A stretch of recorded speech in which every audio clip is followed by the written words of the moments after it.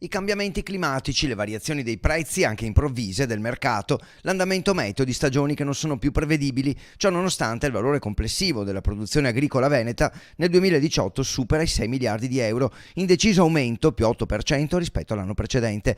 Il Veneto risulta essere la prima regione in Italia per pagamenti effettuati. Soprattutto alcune filiere importanti come esempio quella vitivinicola, che abbiamo avuto una produzione più del 48%, ma anche nella frutticola con incremento di alcune produzioni veramente importanti e buone, soprattutto le mele e il kiwi in particolare, che hanno avuto un buon risultato. In Veneto sono 64.000 le imprese attive, in calo l'occupazione. Dovuto poi mettere il ricambio generazionale che è continuo, quindi stanno pian piano sparendo le imprese individuali magari dove erano condotte da persone di una certa età e i giovani che pur si stanno avvicinando anche con i nostri interventi al mondo dell'agricoltura fanno un po' fatica. L'Istat dà un risultato che è un meno 9%, ma bisogna capirlo e interpretarlo rispetto all'anno precedente.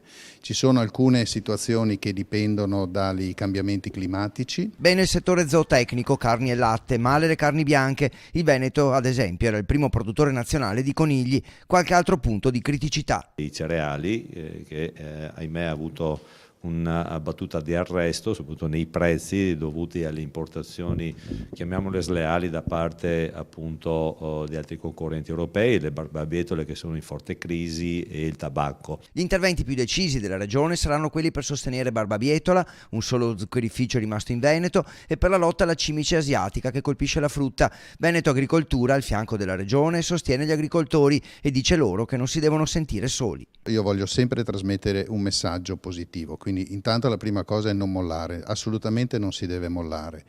Vedo che c'è una trasformazione progressiva nelle imprese, meno imprese individuali e più imprese di capitali, questo è sicuramente un passaggio assolutamente determinante, perché questo permetterà di avere le risorse, maggiori risorse